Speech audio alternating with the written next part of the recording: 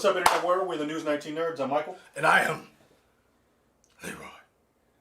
I don't... Is that a trident? What is that? I mean, I don't know. I don't have the hair or the looks. I don't know what the space was. And I don't have the abs. Good Lord. Well, yeah. Jason, let me tell you what James Corden said, and I've never agreed with James Corden more than I have in this statement. Jason Momoa, Sterling K. Brown, and was on the Corden show, and they were talking about crushes, and and Sterling K. Brown was like, I used to have this crush on this girl, and James Corden goes, Jason Momoa, what about you? Who did you have a crush on? And he was like, I married her. And James Corden goes, we're the same species. That's not possible. I watched this movie. Jason Momoa is here, and the rest of us are here. That's a man. Great. You talked like 5 minutes, and what are we talking about? Oh, the Snyder Cut. Zack Snyder's Justice League. It is upon us! This is the spoiler one. We put up a non-spoiler when it's up. It's been up for a day now at this point. Has it? By the time I put this up, it would have been up a day. Okay. So I mean, let's just get right into it. Woo! What'd you think? Because when we did the non-spoiler, you hadn't seen it. I hadn't seen the full thing. Full thing. I saw 3 hours into it. I enjoyed it. Oh. Did I enjoy it? I didn't think about it. Whoa, because you were not hype about this movie. You were like, whatever, take it or leave it. I know what, and you know what? That last hour was enjoyable. It really was. The back half of the movie I enjoyed more than the first half. Mm-hmm. Them setting up the plot lines for people, I didn't care because these were still the same characters with a lot of the same beats from the 2017 movie, which I thought was serviceable at best. I didn't hate it. I didn't love it. Thought it was serviceable. I enjoyed Zack Snyder's Justice League more than I enjoyed Joss Whedon's Justice League. Well, Joss Whedon's Justice League was a hatchet job of Snyder's. So it was going to be and he added some stuff that a lot of people felt like it didn't make sense. Yeah. This movie is definitely more coherent. And it's interesting because with 4 hours, you think, oh, this is going to be a mess. A lot of people were thinking, I thought it was definitely going to be a mess. I was pleasantly surprised, and I'll say I was wrong. The movie made sense. I didn't necessarily love it, but it did make sense. Okay. With that. Test for you. Uh-huh. It's 4 hours. Uh-huh. We've waited all this time. Mm-hmm. You liked it more than you thought you would. Mm-hmm. Will you watch it again? Nope. And can I? In the review. Can I finish? Can I finish? I mean, I guess so. Man, you better be glad we're PG-13 because I was about to say some stuff. Okay. So since you're not going to watch it again, that means you're probably not going to buy it when it comes like a Prestige or a Steelbook or like to own it. Like No. This will not go into my collection of movies to be bought. But he owns Robin Hood with Jamie Foxx.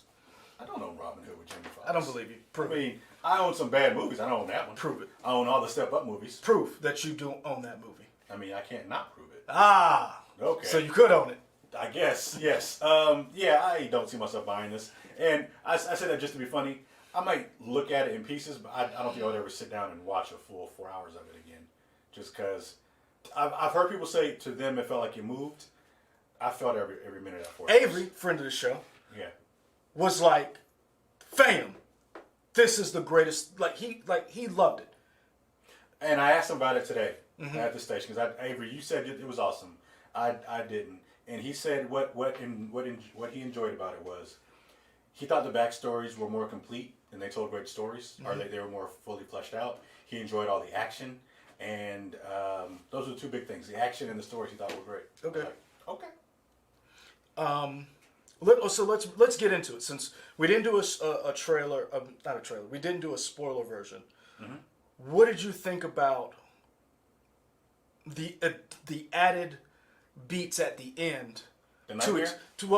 Basically, they explained the nightmare, and we got more of an explanation of what Steppenwolf was trying to do, and we got more of an explanation of why Darkseid and them hadn't been here. So, one thing I'll say about this movie, this is definitely a comic book movie. You kind of, if you're not in the lore, I could definitely see you being lost. Because I'm not going to pretend to be the biggest comic book buff. I won't say that at all. I'm a passing fan. I enjoy him. But there are a lot of stuff I didn't know. Actually, dude. And I didn't know who Desaad was. And, that's and to be fair, maybe I didn't need to know. They kind of explained, but I was like, who is this person forming out of whatever? I had heard of mother boxes before just because I had seen other DC stuff, but I don't know that they did I don't think the job they did was as crystal clear to me of explaining how mother boxes worked and what the unity is. Like, I get the idea the unity is when it comes together, and that allows the boom tubes to come to different places. Well, the thing is, you could use the mother boxes, and this is the one thing and correct me if I'm wrong, I didn't like the fact that the mother boxes, or the fact that Steppenwolf was able to use the boom tubes before he got his hand on the mother box. Because remember, he showed up to get it. Yeah, right. And so through a boom tube. So I didn't understand that part. But the one thing that the mother boxes always allowed was for interdimensional travel or interstellar travel over, long distances very quickly. Okay. And that's what they are, but they should have explained it a little better. Yeah.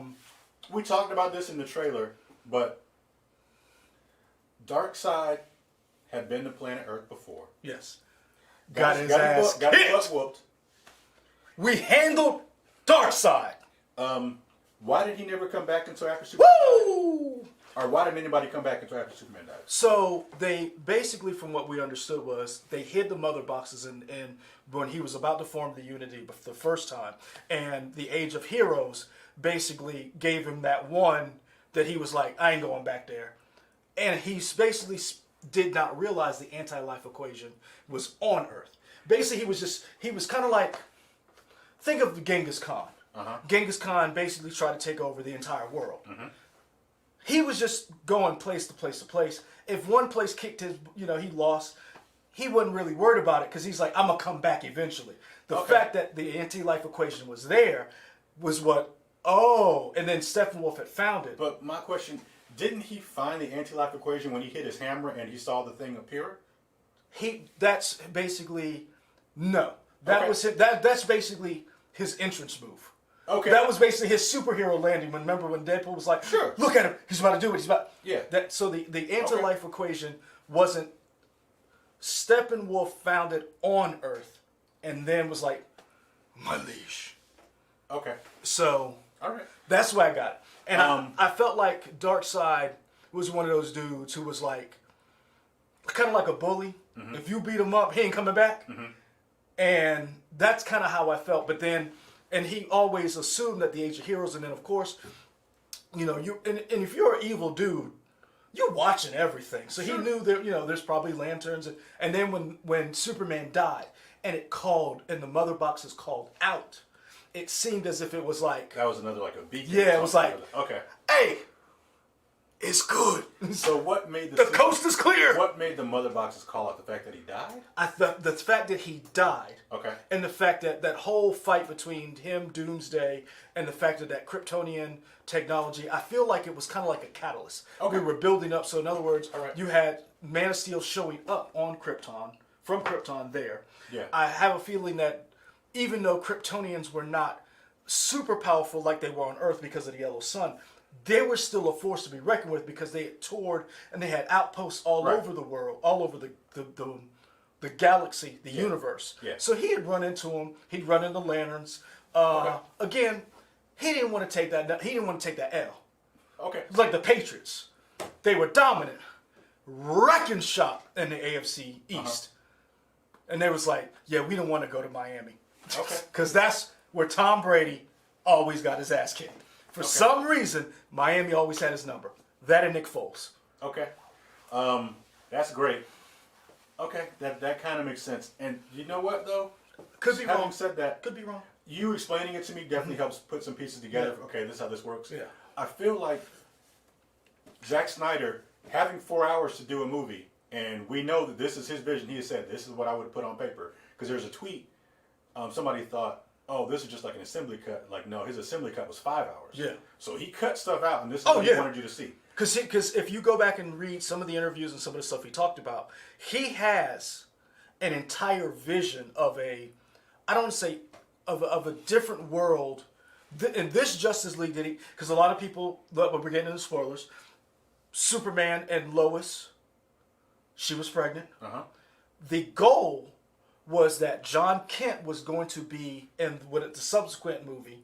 Guess what? No powers, raised by guess who? Batman. Boom! And he was going to be the next Batman. Okay. And so, like, he had this vision of what was going to take place in his movies, and he fleshed out everything. Okay. I was saying something and you cut me off. I don't know what I was saying. What was I talking about? You were talking about that this makes sense more now. Oh, and no, 4 okay. hours in the assembly. Right. So he has all this time to go into deep facts and lore about so many things, and at some points it feels like maybe you don't need to spend this much time on one simple facet. Yeah. But at other times he kind of just moves stuff along, and I feel like he didn't spend enough time explaining stuff. Well, I think I wish he had found a happy medium for me. The problem that I have with this movie, and I have a lot, even though I do like it, but I like it if I look at it in the multiverse of worlds, because we were introduced to the multiverse. Zack Snyder gave us that when he gave us this movie. This is one version of the Justice League. You're going to be mad. I don't care. That's the internet. That's what y'all do. This ain't my Justice League. It's not. My Justice League hasn't been told on screen since Bruce Timm, Dwayne McDuffie, Susan Eisenberg, Kevin Conroy, Mike, all those people who got together and created the animated series. I like Super Friends, but that still isn't my Justice League. That's just an amalgamation of. So I'm still waiting for that Justice League that I've read in comics to be translated on screen. You kind of like how certain people are like, oh, that's your interpretation of these books. Sure. That's how I feel about it. With that being said, I don't dislike it. I look at it through that prism. I look at it and say, Zack Snyder did a movie, Joss Whedon butchered it, but Zack Snyder had a vision, and he was influenced by the idea that the Injustice games and Injustice storyline went with. This idea that Batman and Superman are the pantheons. There's a falling out because the Joker supposedly kills Wonder Woman, Lois Lane, and she's pregnant, and Superman loses his tether to humanity. And that's what this movie is telling us. Or this series is telling us. And I feel you think in this version, Joker is the one who killed Lois Lane? Yep. Because the nightmare scenario, the only thing that would have caused Superman to lose it like that, to side with Darkseid, would have had to been something that monumental. I agree that Lois Lane died. I just don't know that the Joker's the one that killed her. Oh, I feel like it is. Okay. And the reason why it seems like this movie, when you watch Injustice, when you read the books and you play the game, you're like, oh, he would. Because remember I wish the nightmare scenario was a little longer. I wish they would have combined the nightmare scenario that Zack had and what Whedon shot. Put those two together. But I understand they couldn't do that because the idea of Superman. Well, Josh didn't shoot a nightmare scenario. But remember, we didn't see the nightmare scenario that was in Whedon's cut. So who shot that? What are you talking about? What? The nightmare scenario in Whedon's cut that has. Sorry, I'm sorry, I'm confusing. Sorry. I wish we could have seen more of the nightmare scenario in Batman versus Superman. Okay. In Zack Snyder. Sorry, I apologize. I already hear the keyboards now. Yeah, cool. My mistake. So basically what I'm saying is, remember that scene of Superman just wrecking shop. Sure.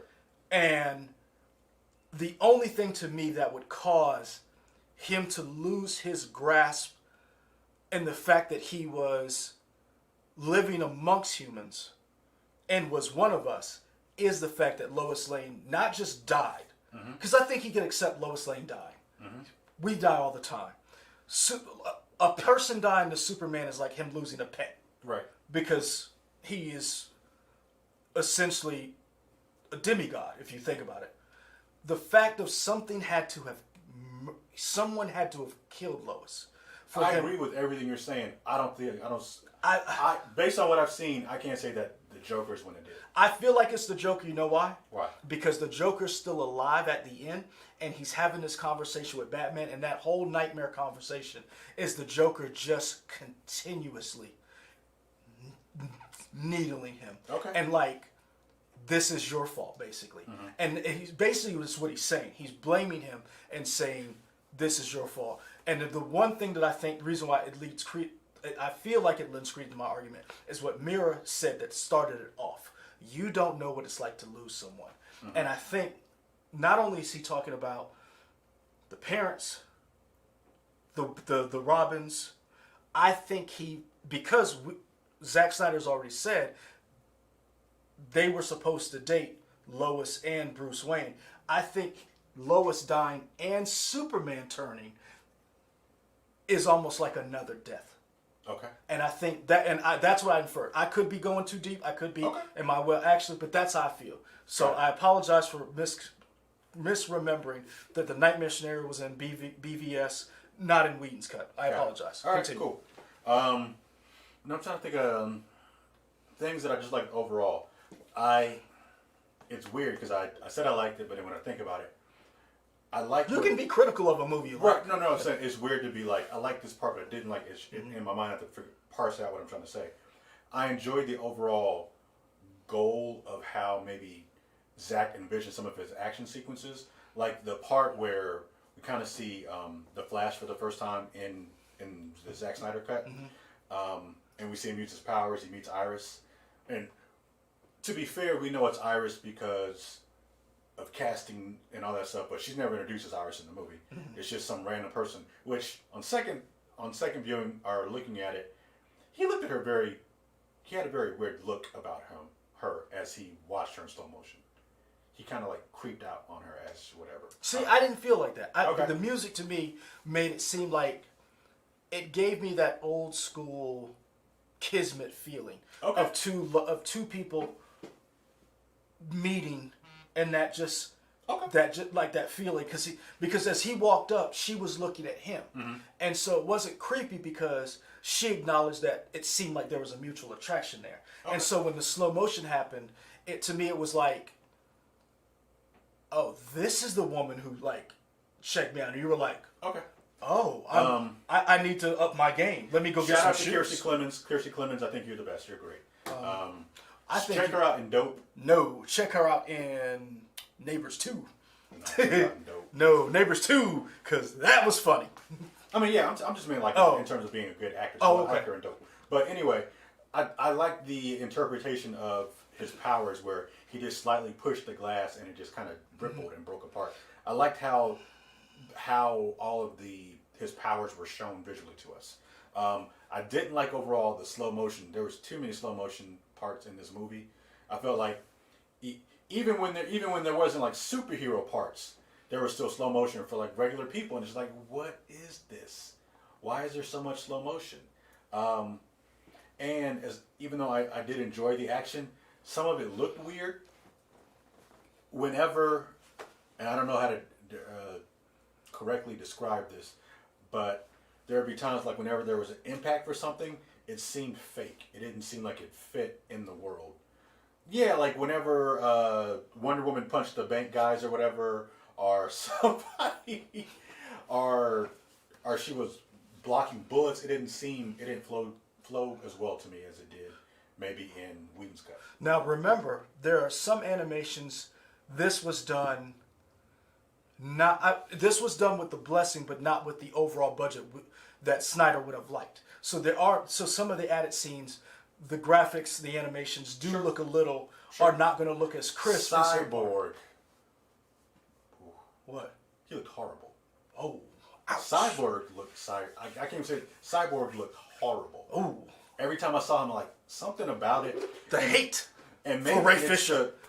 No, not Ray Fisher. Ray Fisher was cool. The hate for Ray Fisher. The suit just didn't look good, and maybe they just wanted. You Whedon apologist. Sure.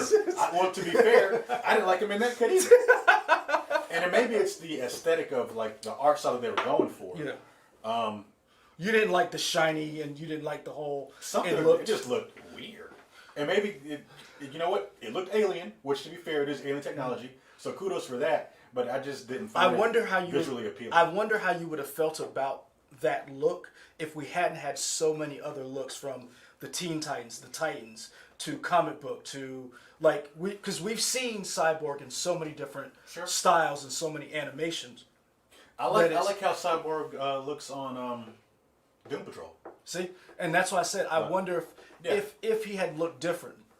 I mean, if this had come out earlier, and those other iterations hadn't existed, how would you feel about that character? I mean, I might like the design more, but I still think like the CG on it just looked bad overall. So we have heard about the CG and some of the things. Some people liked it. I've heard there's very few right now.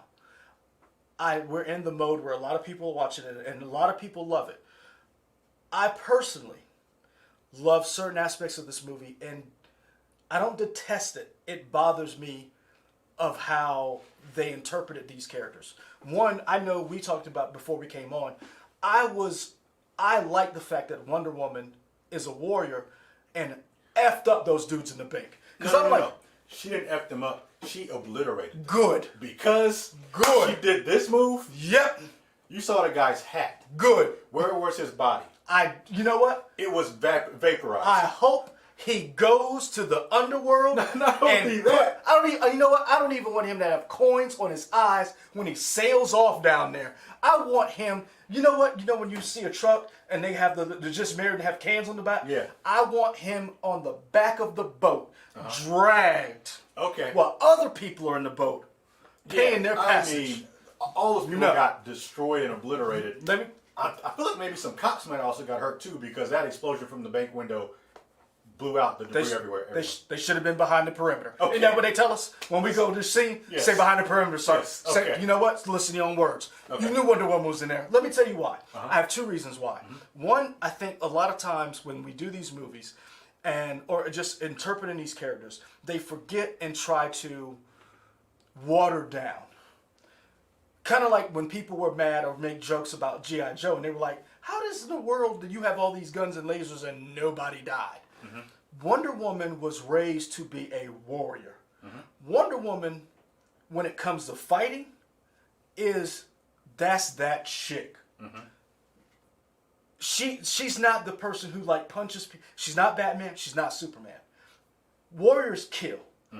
That to me was the perfect interpretation of this woman. Kills people. Okay. If you run up, get done up. Ante up, MOP. Two.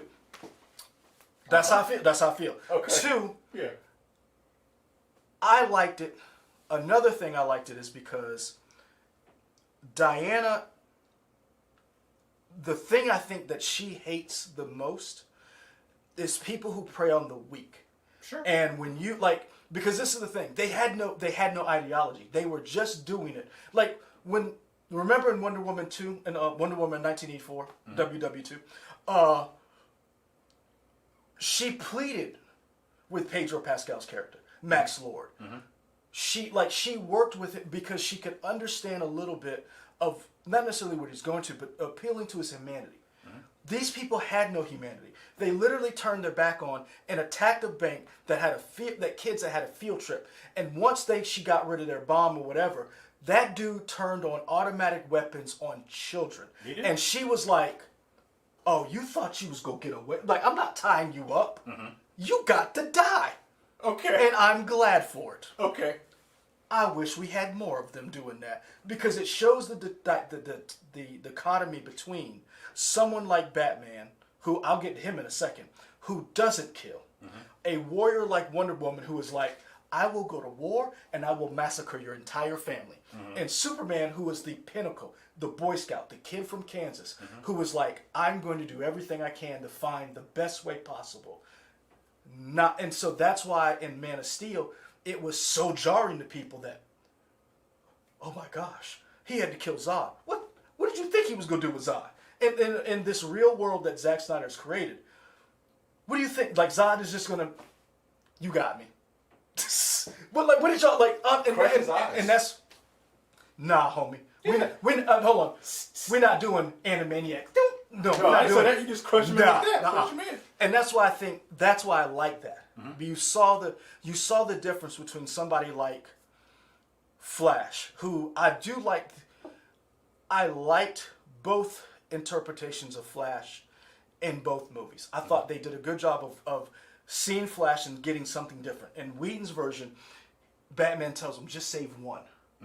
You know, he's like, I never fought. I did like that version of him. I did not mind that. And I also liked that he was a little further along. He knew what his powers were. And I like both versions. What I didn't like in Whedon's version, which I'm so glad they got rid of, that Russian family.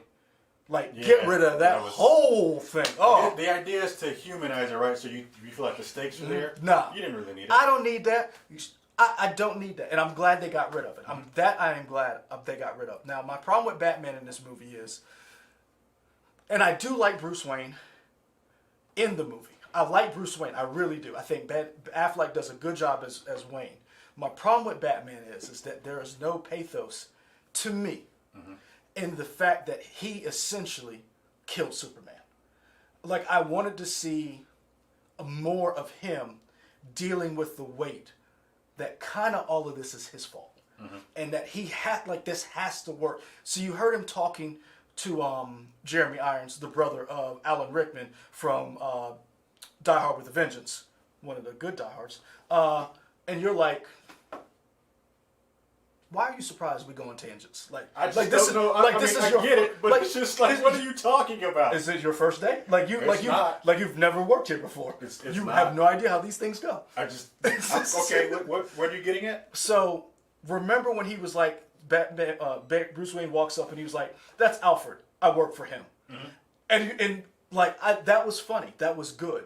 So this idea that you can't have humor and comedy in this is just that Whedon's comedy didn't work. What I didn't like is that you open with this grand cinematic opening. I mean, that, like, I've gone back and watched, like, just the beginning of that, and you're like... You talking about the part where he's like in the mountains or whatever? And he's on the horse, and you're like, why didn't he... Dude, you have a helicopter, planes, you could have parachuted? Why did you show, like... And you realize, I need warriors. I wanted to see more of Bruce Wayne, a.k.a. Batman, more desperate. And I did not get that. I feel like they failed a little bit in that aspect, because I feel like in Batman versus Superman, I will give you, given the nightmare scenario, when you look back at it, you're like, oh, I get it now. When he sees Superman flying through with Zod and the whole city's being destroyed by just 2 people, you understand why he feels this way. But Superman's dead now. It's his fault, partially his fault because of Luthor and this whole thing with Doomsday, whatever. Where is that emotion where he's like, yeah, I effed up? So I'm not cool with that. There's a part where you can kind of get a sense, and since we are going to compare the versions, in Whedon's version, where Bruce Wayne is kind of pushing Wonder Woman a little bit to lead the group. They don't have that in this version. No, Wonder Woman does this. Action scenes, she succeeds in this. The content of her character and what she's used for is just basically exposition. She's the one to go in and explain, oh yeah, that's Darkseid, that's Steppenwolf, that's the Sod. There's like a video part where when they talk about the Age of Heroes, that the intensity of her lines doesn't match the video. Well, not even that, but it's like, her delivery is not as intense as the rest of the movie, and it's just like, this seems disconnected. I don't know what's happening when that was shot. I agree with you, because the audio is definitely different from what it is in Whedon's version. And I've never shot a movie, but I don't know if that's ADR or whatever it was, but it just seemed weird. I mean, I've shot several movies in my head. How far are we into this? Because I'm like, whoever sticks through with all of this, you are the real Justice League. Thank you, fans of us. Yeah, thank you, our fans. But no, I really, to me, Steppenwolf was improved. We said this in the last review. Steppenwolf, we got to see why he was this way. The whole idea that his house tried to overthrow Darkseid and he's on the outs. Yeah. I think like that was so, like, just that little bit of information. The fact of him dragging Atlanteans out of the water. And the fact that this is a man who's trying to get back in good graces. So there was like a little amoeba brain thing that he put on. Is that a DC character? Oh, I'm just curious. I mean, there's a lot of stuff happening in comic books. I don't know it all, man. All right. That's what I got this for. You did this the actually thing. Yeah, I do some of that stuff. Okay. I admit that. I try not to be that guy, but there are times I see stuff and I'm like, curious. that's wrong. But yeah, having said that about this movie though, like stuff like that fleshing out is really cool. And I gotta be honest, I was excited. This did make me excited to see a Justice League 2 and a 3, just to see where he goes. Just to see where he goes. Where does this nightmare, like, how does the nightmare scenario happen? Right. And I personally, the one thing I liked about this is Flash and Cyborg. You got to see Wonder Woman save some people, but it didn't hit you like it did when Cyborg did it. Mm-hmm. I will be honest with you. I love seeing Wonder Woman, kill as many people as you can. Good. But you know what? That tugged on the heartstrings? What was that? When Cyborg Minority reported all the information and found that family. Mm-hmm. And he went through and you were like, oh my gosh, I feel again. And that lady went to the ATM after that key didn't work. Mm-hmm. And they were like, and then he just walks away. That, like, those little moments to me, and Flash, that to me, those two really, along with Steppenwolf, really improved in this version. Considering this is Zack Snyder's magnum opus, Superman could have been used better. That's because I like Henry Cavill, and I know it's a hot take, but I thought he was disserviced in this movie. I feel like a lot of people like Henry Cavill now. I mean, but I'm a Cavillite, sir. Yeah, I mean, and I feel like if this is the magnum opus, I wanted to see more of him. Well, to be fair, I mean, Zack made it. I feel like you would have got that more in 2 and 3, right? Sure, but I guess Zack was like, this is what 1 is going to be. I'm not going to change it to, this is what it would have been if I got to do 2 and 3. True, and I guess I personally wanted more only because I wanted to see him grapple with the idea that he died. Mm-hmm. Like, I don't know about y'all, I've never died. Mm-hmm. Have you? No comment. I've been close to it. Okay. Usually my own actions got me there. But he died. Mm-hmm. He was in the ground. They had to dig him up. Yeah. I wanted to know what that whole idea of coming back, and we got, like, you get a little bit of it, but you didn't get enough of it. And that was my problem with a couple of things. But I will, and another person who came up, 2 people. Aquaman, sexy Jason Momoa, and whoever is in charge of Amber Heard's wig, you owe us money. Because Amber Heard looked regal in this movie. She looked like a queen. Mm-hmm. That hair, the way she was animated, go back and look at whatever that was, that Powerpuff crap, that My Little... Her hair looked like this. Her hair looked like this in a $1 billion movie.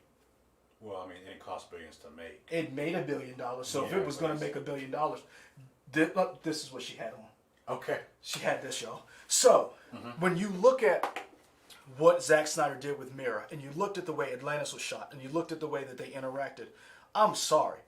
I like Aquaman. It's great. But the way Mira and Aquaman, Arthur Curry, interacted, and the way she looked was 10 times better than every look she had in Aquaman. Okay. And that's just me. I felt like that, and the fact that she was in the nightmare scenario, that she survived and she had the trident, that shows you how powerful and how dangerous she is. There was a cool scene where she took the blood and the water out of Steppenwolf. Like, that was violent, but it was cool. And remember, she was winning. Yeah. Steppenwolf was like, I may have to kill this woman. Mm-hmm. And that realization that Steppenwolf was having, that I can't die here. Mm-hmm. It's those little things I liked in the movie. Okay. That I thought really improved, because you did not get that in Whedon's cut. I want to talk about Superman beating the mess out of Steppenwolf. Ooh. Did he seem particularly violent to you? Who? Superman. Good. Did you feel like that was done with a purpose? Like, to me, and this is me reading into it, that made me, it seemed like he beat him up more than he would normally beat somebody up. And I don't know if that was because he just got back from death. Yeah, like he wasn't fully there, and maybe that was maybe that is something that you would tie into in 2 and 3. But I don't know if that's. But see, this is what I'm that's me reading into. Well, this is what I'm wondering, and so this is the thing that I wish we had more time with this series because.